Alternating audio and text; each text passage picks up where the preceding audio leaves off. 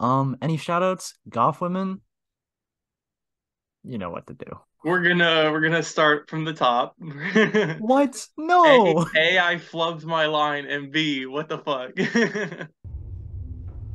Dooley.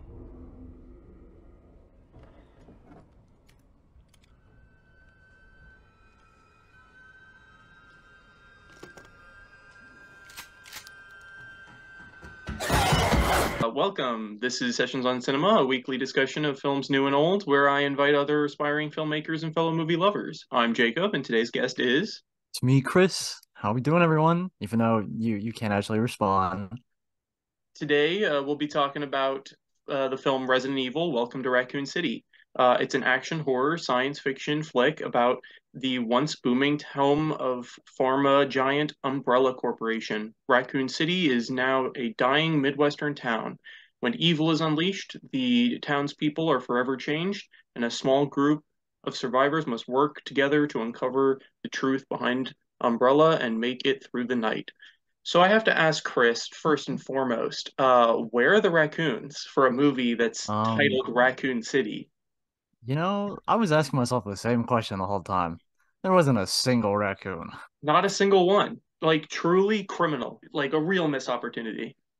Yeah. Um, but yeah, despite the lack of raccoons and it being a pandemic film, it was actually not a financial failure, nearly earning double its budget. This one is technically a reboot for the franchise and is primed to set up a new series of sequels. Would you consider this a good jumping off point? And would you consider seeing more of these kinds of films if they were to come out? I think it is kind of a good, jumping in point and all that, just because, I mean, obviously this is sort of taking elements from the other games, but it's sort of a reboot, because I know there's obviously been previous movies, but this seems more like a reboot, sort of like, here's the start of everything. And I mean, I guess, if you kind of like Resident Evil stuff, like if you play the games, or maybe if you've seen the movies, I would say maybe this would be something you'd want to see. Or I mean, also, I would kind of want to see more just to see what they've done because I mean obviously I've played a couple of games before so I sort of knew certain story bits and I was like okay so they did that maybe a little different so I'm like okay what would they do next. I thought that it was like I didn't find myself confused that often when it came to the lore of the film. Sure, Yeah, they were introducing new things like the like whole Umbrella Corporation, but I think I was able to catch on pretty quickly to stuff like that. yeah, The only thing that really like sidelined me, I guess, was like when they started having like the brain zombie come out and the eyeball one, like they just like started looking really weird and freaky and I yeah. didn't know why they looked so mutated other than they're zombies. It became a little more than a little supernatural. But besides for that, I felt it was fine, at least for like an entry point, because I've only played a little bit of the games, but I'm not too deep into the lore. But how would you compare this to other video game adaptations that you've seen? I mean because I know specifically this is sort of melding because they took like the first two Resident Evils and sort of put it together. So I was sort of basing this because I've only played like the remake of the second one. So I was sort of like basing it like, okay, this is the same from that. This is slightly different. I would say this, I mean, it's not bad. It's sort of weird because like there's a bit of a time difference between the first game and the second one. I think that's like a few months later is the second game. So it's sort of a little weird at points because like, okay, I was like, those characters have like never met before. But I mean, I wouldn't say it's like really bad. I know a lot of reviews at first were initially saying this was bad, but I mean, it isn't that bad compared to the video game adaptations. I'd say it's probably pretty faithful from what I've like read online that it's Yeah. supposed to be pretty good to the game's canon, but personally from what I've experienced from playing the game, I would say that they do use bullets a little liberally in this movie, to the point where they're like just repeatedly shooting the same Yeah. zombie like 20 times. And I know it'll take a number of bullets to take down a zombie in the game, but I'd still like die so early in the game if I use that many bullets. Overall, would you say you'd recommend this film?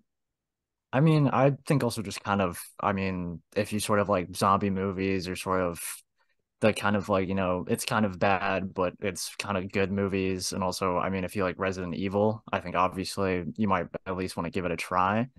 Because I mean, I'm not super big of a fan. I've played maybe like two or three games, but I mean, I still got enjoyment out of it. So Yeah, I think it's rough. It's I wouldn't yeah, recommend it to anyone unless they were just a die-hard fan of the yeah, franchise, you know? Because then it'd be cool to pick up on like certain characters popping in and the little Easter eggs here and there. But otherwise, I don't know what this film has for you other than some of the goofy stuff. But yeah. we'll get into that. Before we go any further, spoiler alert, to better discuss our opinions on this film, we will be freely talking about in-depth spoilers. If you don't care about those sorts of things or have already seen the flick, then we invite you to keep watching. So, Chris, what was your favorite scene in the movie? So my favorite scene was it was when they were in the mansion. It was Chris specifically. There's like a point.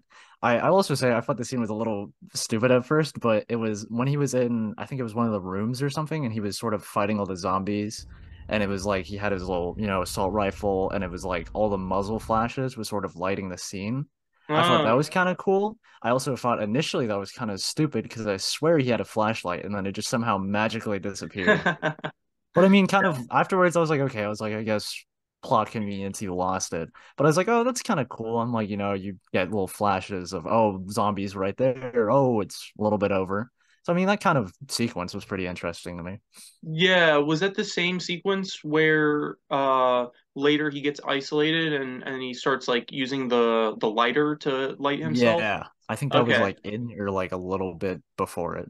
Yeah, gotcha. I Yeah, remember that being really funny because there's like it cuts straight from the zombie like being right on top of him yeah, to the yeah, sure, the zombie just moves away just so it can jump yeah, scare you later, you know? yeah. And I had the obligatory lighter joke. Like, oh, Yeah. why isn't this working? Yeah, exactly. I think my favorite scene in the movie has to be the one where the guy's on fire and he like just casually walks into the place Oh yeah, to the sound of the music. Like it was already so funny to me yeah, that Leon didn't wake up after a truck exploded right outside on his doorstep. But then like just when you think like, oh, the scene has ended, the out of the fire comes this guy yeah, just sauntering out of the truck, and it's just I thought it was a good use of creating dissonance yeah. in tone. But yeah, I thought it was fun. What was your least favorite scene in the movie? So it was in the beginning. It wasn't the orphanage. It was when Claire was in the truck with like, the truck driver guy. Hmm. And I think I just found it like I didn't like it that much because I mean I was different from the games because in the beginning it's like the truck driver's just on his own, which that wasn't the thing that sort of made me not like it. It was how like sexually creepy he was. He was like, "Why don't we stop by a hotel if you know what I mean?" And I'm like, dude, what the? I'm like, just go to Raccoon City. Yeah, he was Yeah. he also was just like every line of his dialogue had like three or four different curse words in it. He just Yeah. like they wrote him with only the intention of being just some like redneck pervy guy that's like Yeah. just spewing curse words constantly. And not that I have a problem with Yeah. cursing, and especially as like an introduction for our main character, she didn't really get to do much in her opening scene. Um, I mean, I'm not even sure she got to do much throughout the entirety of the movie, Yeah. but oh boy, did she get to look cool with the flip up of the visor on the motorcycle. Yeah. But yeah, I think my least favorite scene had to been the final act fight scene. It was just like them like wrestling the doctor guy who's now mutated into this zombie, Yeah. and it's got this really ugly green and red lighting splashing over him.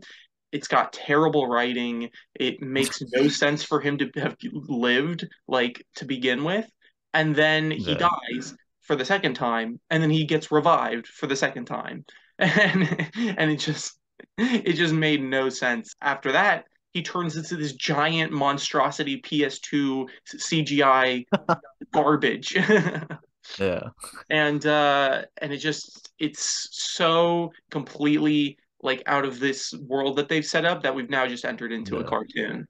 I mean, hey man, we got to see Leon use a rocket launcher though. That was pretty cool. That's true. At the end, when they were on the train, he did whip out the rocket launcher. Uh, But yeah, what that did you think was- of the film's visuals? I thought they weren't bad. More the CGI was probably the part that threw me off, just because I mean, obviously the kind of mutated William guy at the end.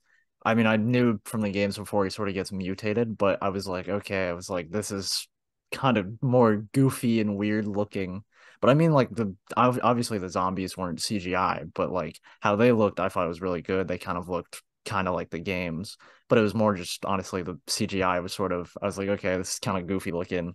I'm like, obviously, a giant zombie monster isn't realistic, but It was definitely goofy, but I did actually find myself pleasantly surprised on most of the cinematography.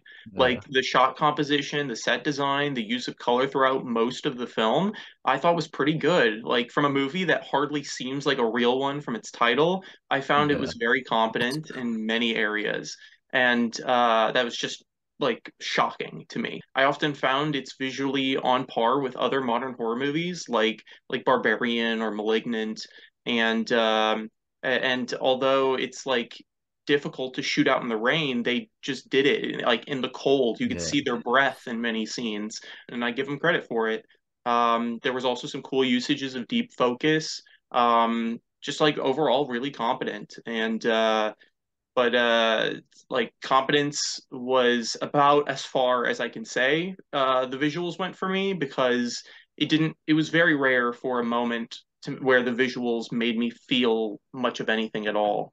And Yeah. you were talking about the zombies and their appearance. I found that they were just ridiculous looking. I mean, I like that they did it practically, but I mean, Yeah. was it just me, or did it also look like they just all had bad toupees on? Some of them had super strength for some reason. Like one of the Yeah, mansions, like one of them just like lunged the guy against the wall. I'm like, Jesus. I'm like, what? I'm like, aren't you meant to be like zombie-like or something? I'm like, yeah, what was that? yeah, exactly. Like they'd also like they sort of talked like humans, like they were still there's Yeah, so that many was something I times. noticed too. Normally, I mean, in most zombie stuff, even in these games, they're kind of, just or like, I mean, one of those was like, let me in at the gate. And Yeah. I was like, is that They zombie were talking? I was they like, were what? writing stuff on the doors. Yeah. Or like, hello, or something. I'm like, was like, these zombies are weirdly active for Yeah. being like a zombie. Yeah. I mean, speaking of, what did you think of the writing of this movie? I thought the writing wasn't bad. I think personally, there's some moments I was like, okay, I was like, I get this is cheesy, but it felt a little overly cheesy. But I mean, it being a bit cheesy made sense because I mean, it's every now and then in a Resident Evil game, I guess maybe, after you see a monstrosity, they'll just say a funny line to kind of, break it down or just the tone of how they do games. Like I know specifically Resident Evil 4, obviously it isn't sort of based on this one, but there's that really iconic line where Leon's like, "Where'd everyone go? Bingo?" Where that's like, okay, that's kind of stupid and cheesy. And I was like, okay, I was like, yeah, Resident Evil games, they'll have stupid lines, like, oh yeah, make sure you stay dead, which I think they might have said this in the movie as well. But yeah, sort of like that cheesiness. I was like, okay, there's a couple moments I'm like, okay. I was like, it's low budget. I'm like, they're gonna go a bit funnier, I guess. Yeah. Came off as like goofy and lighthearted at the same time as just trying to be Yeah. overly serious. There's also that scene where like right at the beginning where the guy says her brother says her parents died, and it doesn't make Yeah. any sense for him to say her parents died when it would be his When there's parents too. siblings. Yeah. Right? So many points of exposition where they talk about like, oh, this place is such a shithole, this town is just the worst. But Yeah. they never show you why. They kind of just assume that you're like, yeah, yeah, this place is a shithole. And then there's like you were saying, there's like the corny lines. There's like, what's a chat room? A place on the internet where people chat. Oh yeah, that And was it's like, oh my God. And then there was like Leon's classic like bad lines. It's like he says, um, hey, that's my gun, after he gets it like swiped away from him. Yeah, The bad lines just go on and on. And it doesn't help that they're delivered by like CW actors, you know? yeah. Yeah, I think Um, they kind of made Leon more super like obviously he's more of a rookie, so he's gonna be awkward and stuff, but like he just seemed more like super awkward and goofy, like, oh, what do we do, guys? I'm like, okay. I was like, I get this guy's new, but I'm like, come on, he should be a bit like, oh, whoa. you were talking to me earlier about how like people got like upset over this movie for his casting. Do you think that Yeah. he whether do you think it was like the writing or the acting that really was what people probably got upset over? I think maybe the acting. I mean, it also might just be, people are like, oh, he doesn't look like the original Leon Kennedy, so why should he be Leon Kennedy? I mean, obviously, I was like, okay, he's obviously doesn't look like him, but I didn't think he was too bad. I think it was more just, those moments he's sort of overly awkward, overly stupid. But I was like, it wasn't too, I was like, oh, what is this guy doing?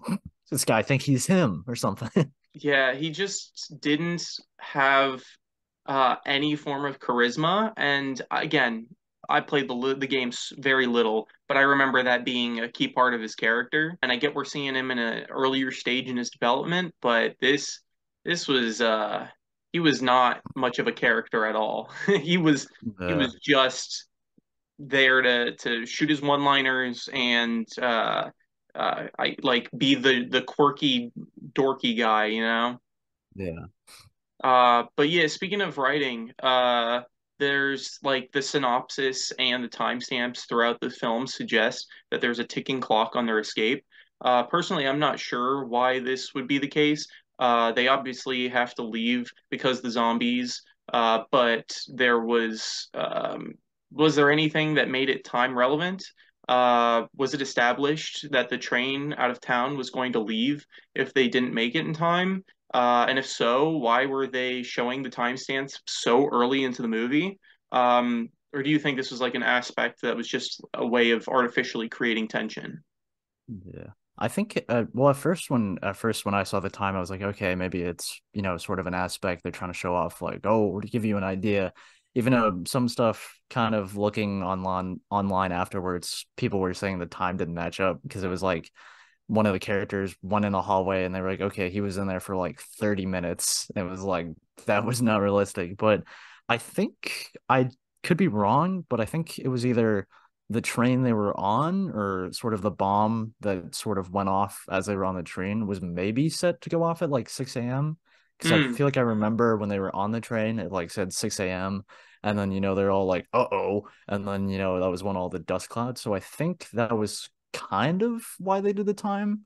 I also just interesting. sort of was like, maybe it's just a, aspect thing of like, oh, we're gonna be different. Look at this. This is this time and all that. I When did mean, they establish the bomb? You know, I don't like, I don't even remember. It might have been like a bit later and all that.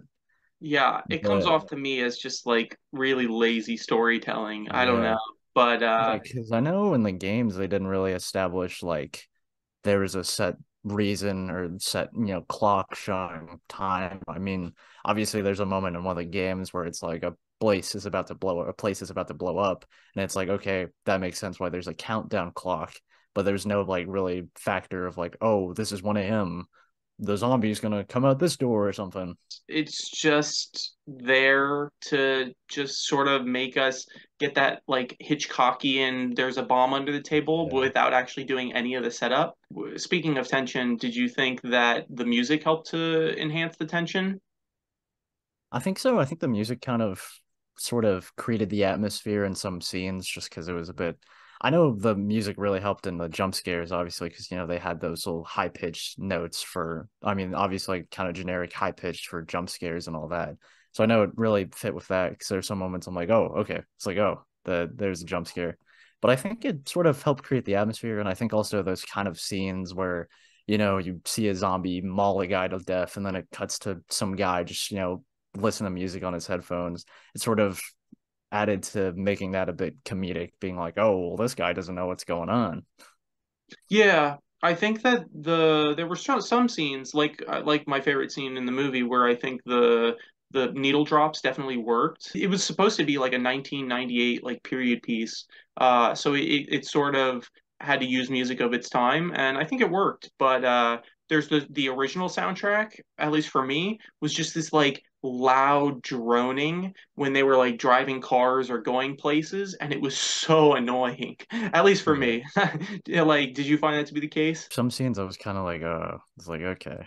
I was like, eh. I was like, yeah, it's a little jarring, but I'm like, I guess I'll just, let it run its course. And I think it's interesting to look at this within the greater genre of zombie films.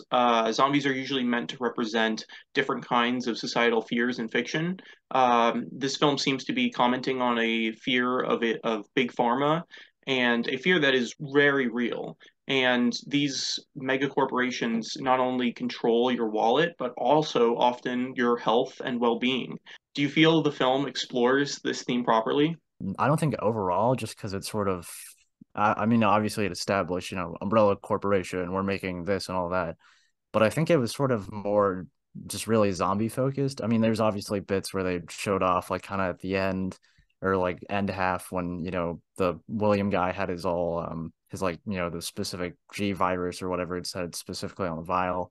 And I mean, there's the bits where it was like, oh, people are sort of too poor to actually be able to move out, which I think sort of actually leaned into it. But I think overall just kind of seemed more zombie, like we got to get out of the town before nuke it and all that. Oh, there's like so many different ways that you can deal with this sort of larger societal fear, and I just don't think the film does it terribly well in many aspects. Was there any scenes you found that the editing was just like ridiculously weird? I think the only scenes with like editing that got to me was, I mean, there was a lot of moments. Obviously, these specific scenes were like comedic, where it was one of them was when they were in the mansion, all the like after one zombie comes, they're all like, oh, and then it just cuts to the dude sort of waiting in the car, just jamming out. Which Yeah. I noticed they did that a couple times, so I assume that was sort of a bit of a comedic effect, like, oh, look at this guy, he's oblivious, ha ha ha. I found it like really confusing how the opening scene starts with the main character talking to the guy in the truck, and she's talking about her brother, and then we cut to Leon in a cop uniform, and the entire scene plays out, and nobody mentions her, and then I'm like, okay, so I guess Leon's her brother, maybe, and then we cut to Yeah. the next scene, and it's like, or a few scenes later and it's her talking with her brother, and I'm like, wait, so Leon's not her brother? I'm so confused. Like, why did they decide to make these edits the way that they did? So there were some differences I noticed kind of from the game and just stuff in general with the writing. One of them was Claire and Chris. Obviously, they're orphans, but they're also brother and sister. And I think I don't know why. I think just how they sort of interacted and all that. In the movie, it sort of seemed like they didn't like each other or were really on good terms, which I mean, I did a little bit of research just because I haven't played that many specific games with Chris and all that. But in like the games and all that, they're really known to have like a really good sort of, like relationship. I know in I think Resident Evil 2 specifically, Claire was coming to Raccoon City because, her brother went there and was working there. And it was sort of she I think lost touch and she was like, okay, something might have happened with him there, so that gave her the reason to go there. Where this one she just kind of seemed like she was weirdly going back.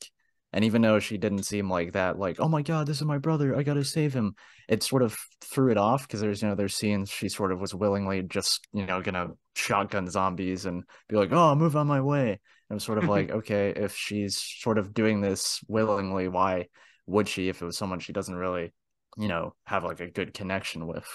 Did you think that the brother sister relationship was changed for this movie in order to um, sort of create a fresh slate for them for this new reboot?